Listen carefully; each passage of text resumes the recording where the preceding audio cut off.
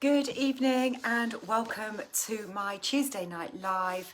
And this week I'm bringing you two really topical pieces of information that's been in the news or has been announced as a research study, the latest research, latest study and the findings, and this often then passes on into the media. So both of these are things you might have heard about, or you may not, and I would love to know your views. I'd love to hear your comments about both of these and your thoughts on them. But I'm certainly going to give you mine. I'm going to give you my perception of each one of these. And I think they're both relevant to you. They're both very timely. They're both sort of linked to weight. That's the background to both of these, really. And as ladies who, I'm all about health rather than weight, but weight is still something we're all concerned about. I know we're all concerned about our tummies and keeping those under control, maybe as we're getting a little bit older. So the first one I want to talk to you about was published on the 6th of April. And this was on the Government UK website, and there was quite a lot about it in the papers. And the press release was new calorie labelling rules come into force to improve the nation's health. That's a bit I want to focus on. To improve the nation's health. Now, what does this mean? They have made it a law that any company in the food business, whether it's a restaurant or a cafe, any of these sort of larger companies, chains, where they employ over 250 people, they have to put on their menus, they have to put it onto their website, they have to put it on their food labelling, they have to put the calorie count on. So this used to be, or still is, isn't it, on foods that you buy in supermarkets. I don't know if they still got that traffic light system, but we get calorie count there. And now when you go out to eat, or you're going somewhere to pick something up when you're out and about, or you're going to a cafe to have some lunch, or you're going out for a lovely meal, going out to enjoy yourself, now you're going to be presented with the calorie count on everything that you choose to buy. Now, why has this all come into effect? Well, this is the government's strategy to tackle obesity. But it also goes on to say that it's to ensure that people are making more informed, healthier choices. Now, I have a big thing about this when it talks about informed, healthier choices and calorie counting. When has calorie counting linked back to having an informed choice about making a healthier choice off a menu? And actually, if you're going out for a meal, then you shouldn't be able to just go out and have a nice time and not worry about the calorie count. But let's go on a little bit further about this. It's saying that displaying calorie information may also encourage businesses to provide lower calorie options. Well, isn't that brilliant? Go for a lower calorie option for your customers. I'll come back to about the calorie part. So, it goes on to talk about, and this is very, very important information, that overweight and obesity related conditions are costing the NHS £6.1 billion each year. £6.1 billion to do with obesity and overweight individuals. So, these are huge figures that I'm very much aware of. 2/3 of adults in England are overweight or living with obesity, and quite frighteningly, 40% of children leave primary school, that's when they're 11, overweight or obese. 40%. So we do need to tackle this. This is a concern, but is calorie counting the way to go about it? And certainly if you're going out for a meal, should it be what you're trying to do? And it's going to be an offence. Companies that don't do this, those that employ over 250 people, are going to be fined if they're not putting the calorie count on. So let's just have a little think about this. Now, in my view, and in the research and the scientific papers that I've looked at, calorie counting is a very outdated model. Gram for gram, fats are more than twice the calories as a starchy carbohydrate. So if you compared a white piece of bread versus gram for gram, some nuts or avocado or olive oil, then the calories on those healthier options, and we know that those fats are very healthy for us, is going to be twice as much as the calories for chips or white bread or pizza or pasta. You know, I just did a very, very quick search, and I just put a quick search in, what is the typical calories in an avocado, in a whole avocado? 322. I mean, I would normally have half an avocado at a time. That'd be about 160 calories if I bothered to count them. And then I did a quick search, no disrespect to Sainsbury's, I just did a quick search on their donuts that Sainsbury's are selling, looked at what they're selling, and of course it gave me the calorie count because they've got to put it on their website. And each donut that they were selling, which may not have been a particularly large donut, but the donut was 219 calories. So a donut was less calories than a whole avocado, considerably less. I could eat half an avocado for 160 calories, a whole one for 320. I could have a donut for 219. Now, if you only go on calorie counting, your calorie count is going to be significantly higher when you're choosing these healthy fat options. Gram for gram, fats are twice as much as any carbohydrate. So all these starchy grains, white refined ones, pasta, you know, all the rest of it, twice the amount, half the calories as the fat content. Oily fish, really good for us. We need to eat more of it. We don't eat nearly enough of it in this country. But, you know, going to be higher in calories, gram for gram, for weight, compared to some of these starchy carbs. So now, why is it that I say calories are outdated? Certainly from a health point of view, you know, why do we need to eat a white piece of bread? There's absolutely zero nutritional benefit to us to eat that, and all it does is send our blood sugar levels skyrocketing.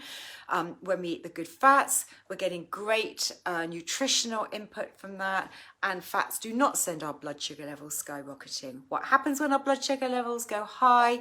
Creates a greater release of insulin. What happens when we get a greater release of insulin? It inhibits fat breakdown and it encourages fat storage. It's going to take that extra glucose out of the bloodstream and store it in the body, particularly around the middle. What is that going to do for helping the obesity epidemic, the diabetes epidemic, helping to get the country and the nation healthier? It just doesn't do anything at all. So, you know, it's yet another government initiative that, in my view, and I know plenty of others think exactly the same as me, will do, well, not that it will do nothing to help the obesity epidemic. Actually, it could send it the wrong way. It will encourage people to take those more refined options, the carbs, the starchy carb options, over and above a meal that could be full of oily fish or avocados or lots of olive oil, even a creamy sauce. Actually, creamy sauce is going to be better for you than a big plate of pasta. So it's not a great choice. It's not healthy, and I'm so angry about it, to be honest with you.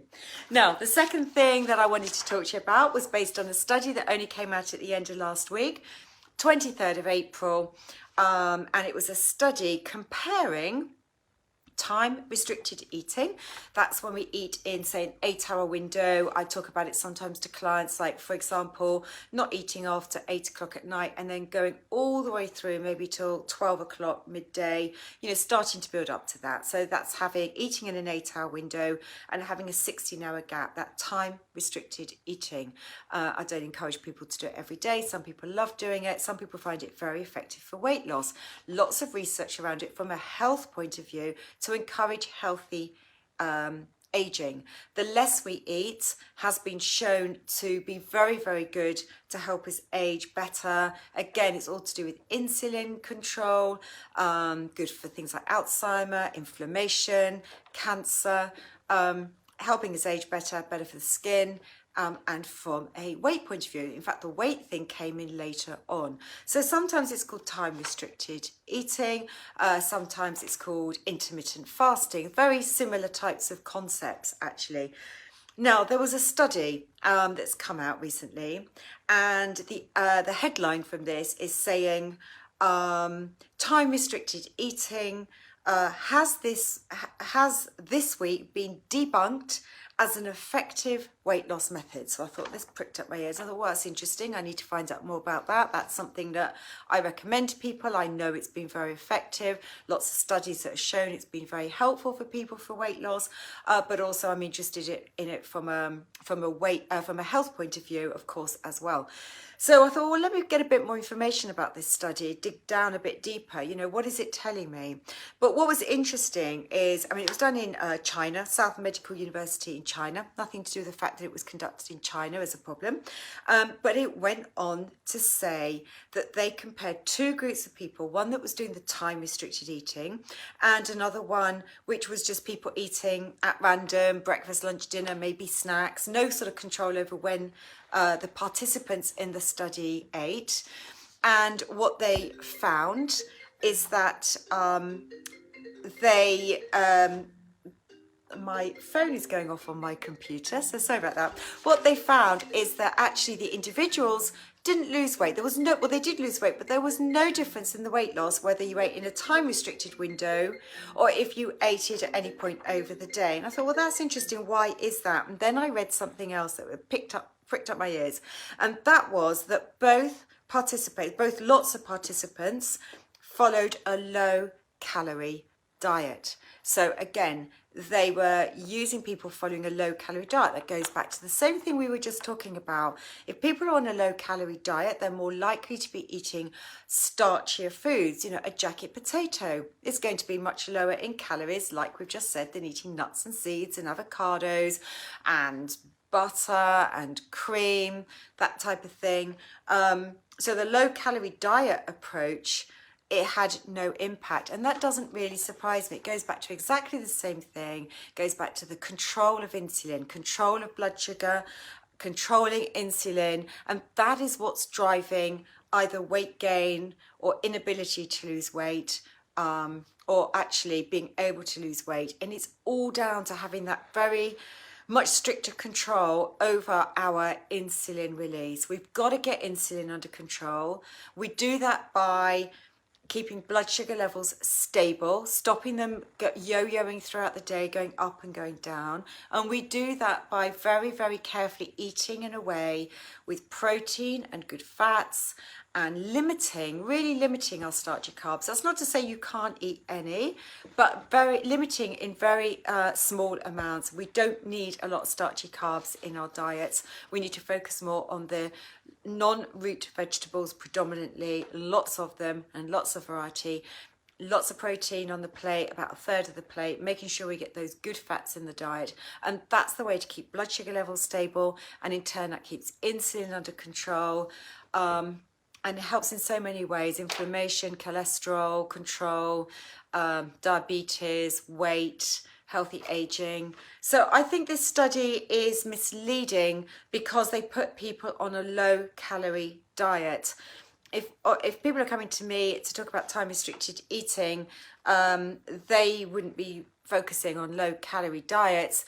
And most of the books, like Michael Mosley, I haven't read Michael Mosley's books, but I understand in terms of how he makes recommendations to people from a dietary point of view, and he certainly wouldn't be going down the low calorie route either. He'd be promoting getting the proteins into the diet and not eating a lot of starchy grains, starchy carbohydrates. So it's getting behind these headlines and understanding what these things are telling us, and that's where I hope to provide you with some really useful information. So it's nearly 6:15. I've only been chatting away for 15 minutes. I'd love to know what your thoughts are on what I've just said. You may have a different point of view. You may have some other questions for me, and I'm very happy to answer that if you want to add anything into the comments below this live, which I'm going to record and save as a video. So if you're watching it later on, you know, by all means add in the comments, and I'll get notified of those, and I'm very, very happy to reply to them. I'm this week started my menopause program that's going really well. I think everyone is getting to grips with all the recipes.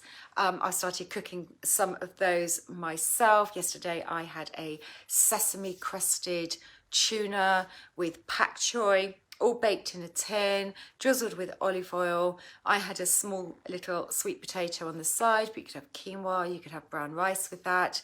Breakfast today, I had a smoothie that had frozen cauliflower, coconut milk and some coconut yogurt, berries, and some chia seeds. Can you see the fat content that I'm eating through this diet? And from a menopause point of view, you know, we have to get the fats in. Fats act as very important precursors to manufacturing our hormones, our steroid hormones, which estrogen and progesterone are, particularly in the postmenopausal time, as we're going through the menopause and we don't produce those hormones through our ovaries.